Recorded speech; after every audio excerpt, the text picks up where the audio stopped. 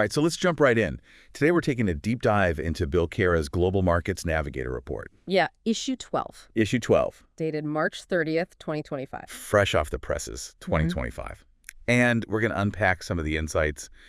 If after this deep dive you're like, whoa, I need more of this Bill Cara, you can find him at billcara.com. All the goods are over there. This report's pretty dense. Lots of fascinating data, but we've pulled out some of the most thought-provoking bits for our listeners. Yeah, I mean, so one of the things that really struck me reading this was this idea of America entering what Bill calls an age of austerity. And I guess, maybe we should start with that. What does that mean, age of austerity? It sounds pretty ominous, like I'm picturing, rations and bread lines. Yeah, no, it's not quite that dramatic, but it does point to a pretty significant economic shift. Essentially, Cara argues that we're moving into a period of stagflation. Stagflation, oh, that's a word you don't hear every day. Right. Yeah, so that's basically a combo of slow economic growth and rising prices. Kind of a double whammy. So it's not just prices going up, it's that our economy isn't really moving either. Like, we're stuck. Exactly. And, to make things even more interesting, Cara connects this whole stagflation thing and Trump's, his whole Make America Great Again, Rebuild America push to his projections for market returns over the next 5 years. Oh, okay. So this isn't just about, economic theory. This has actual, implications for investors. Big time. Yeah, he suggests we're looking at average annual total returns in the range of 5% to 7% over the next 5 years. Wow, that's a lot lower than what a lot of people are used to. I mean, those are not exactly huge returns, are they? No, not exactly what you'd call a bull market, that's for sure. But it's important to understand the context, right? This age of austerity, this stagflation, these factors are going to play a huge role in shaping those returns. So, given this whole backdrop of austerity, I mean, where does Bill see the bright spots, if any? Are there any sectors, any particular regions that look like they might actually be doing well in this environment? Yeah, I mean, so even though the overall picture is kind of, gloomy, the report does highlight some areas that he sees as being more resilient. Yeah, like what? Give us some hope here. Okay, well, first off, he points to a few specific sectors, things like AI, cybersecurity, healthcare. Those are areas that tend to do well even when the economy is slowing down. They're kind of, needs-based. People always need healthcare. People are always getting hacked. Right. And then he also mentions utilities and agribusiness. Okay, so kind of those essential services, things that people always need no matter what's going on in the economy. Makes sense. Right. We got to keep the lights on, got to eat. Makes sense. But he doesn't just talk about sectors, right? He also gets into specific regions. And I got to say, when I was reading the section on the U.S., I got a little nervous. I mean, he paints a pretty bleak picture, doesn't he? Yeah, he doesn't sugarcoat it. He actually uses the term free fall when describing what he sees happening in U.S. equity markets. Free fall. I mean, that's not a word you throw around lightly. Yeah. What exactly does he see happening? Well, he points to a couple of major factors. One is a deteriorating manufacturing outlook, and that's partly driven by, these higher input costs that we've been talking about, and also fewer export opportunities because of, all the trade wars and the tariffs that have been going back and forth. Right, so it's like a perfect storm for manufacturing in the U.S. Yeah, pretty much. And then on top of that, he's seeing declining consumer confidence. People are feeling the pinch of rising prices, and there's a lot of uncertainty about the economy. So people are holding back on spending. They're not as confident about the future. Exactly. And all of this, it's not surprising, is leading to lower GDP projections for the U.S. So the economy as a whole is expected to slow down. Right. And then there's one more thing he brings up that's really interesting. He talks about a political risk premium that's now being factored into market prices. A political risk premium. What does that mean? Well, it means that investors are essentially pricing in the instability and the unpredictability of the current political climate. They're worried about things like, potential policy shifts, trade wars, even geopolitical tensions. All of that adds an extra layer of risk to investing in the U.S. right now. So it's not just the economic numbers, it's the whole vibe, the whole feeling of uncertainty that's making investors nervous. Yeah, it's definitely a factor. So the U.S., not looking so hot. But what about Canada? Our neighbors to the north. What's the story there? Well, Cara suggests that Canada's facing a whole different set of challenges. He talks about what he calls sovereignty threats coming from the U.S. And I mean, this is something that we've all been seeing in the news, right? There's been a lot of tension between the two countries. Yeah, absolutely. I mean, just think about those tariffs on Canadian steel and aluminum that we talked about earlier. And then there's, the whole back and forth over trade deals. All of that's created a lot of uncertainty for Canada. And what's interesting is how Canada is responding to this. Kara says they're basically trying to reduce their reliance on the U.S. They're looking for other trade partners. They're trying to diversify their economy. Yeah, it's like a forced decoupling almost. And I mean, it makes sense, right? If you're feeling threatened by your biggest trading partner, you're going to start looking for other options. Absolutely. And all of this, this tension, this uncertainty, it's having a real impact on the Canadian economy. Kara mentions that the Canadian dollar is weakening. There's increased capital outflow. So people are basically taking their money out of Canada because they're nervous about the future. Right. And then there's the energy sector. It's become super politicized. Yeah, that's a whole other story, right? I mean, there's so much going on with energy and climate change and, all the different policies and regulations. Absolutely. And then on top of all that, Kara mentions that small business optimism in Canada is at a record low. So even the little guys are feeling the pain. It sounds like Canada's really caught in the crosshairs of all this global uncertainty. Yeah, they're definitely navigating some choppy waters. So we've talked about the U.S., we've talked about Canada. What about China? They're kind of the elephant in the room, aren't they? I mean, they're such a huge player in the global economy.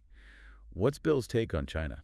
Well, according to the report, China's also facing some major challenges, and a lot of them actually tie back to those trade tensions that we've been discussing. Okay, so they're not immune to all this global turmoil. No, not at all. I mean, first off, he mentions weakening industrial output in China, and that's partly due to those tariffs that Trump has imposed. So those tariffs are actually having a real impact on China's manufacturing sector. They are. And then there's rising raw material costs. That's putting upward pressure on prices in China, contributing to inflation. So they're dealing with the same kind of inflationary pressures that we're seeing here in the U.S. Yeah, it's a global issue. And then there's the whole thing with corporate debt in China. That's been a concern for a while now. Yeah, I've heard about that. It sounds like they have a lot of companies that are carrying a lot of debt. They do. And that's a problem, especially in an environment of slower growth, which is what we're seeing now. If those companies start struggling to make their debt payments, it could trigger a whole cascade of financial problems. So it's a potential domino effect. Exactly. And then to make matters even worse, there are factory closures happening in China. That's leading to job losses, which obviously doesn't help the overall economic picture. It sounds like China is facing a real confluence of challenges, both internal and external. They are. And what's interesting is that Kara actually pinpoints a specific event that he sees as being directly linked to these trade tensions. He talks about a major market correction that happened in March, and he attributes it, at least in part, to Trump's tariffs. So he's saying that those tariffs actually triggered a stock market downturn. That's pretty significant. It is. It shows how closely intertwined the global economy is and how policy decisions in one country can have ripple effects all over the world. Absolutely. And it's not just the tariffs, right? He also mentions a couple of other things that were spooking investors. One was Elon Musk and his whole thing with DOGE.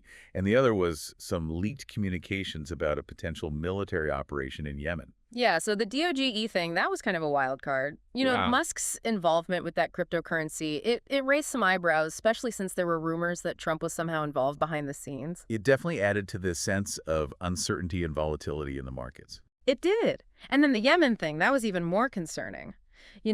These leaked communications suggesting that senior Trump appointees were talking about a potential military intervention, that really shook people up. Yeah, I mean, anytime there's talk of military action, it creates a lot of anxiety in the markets. Yeah.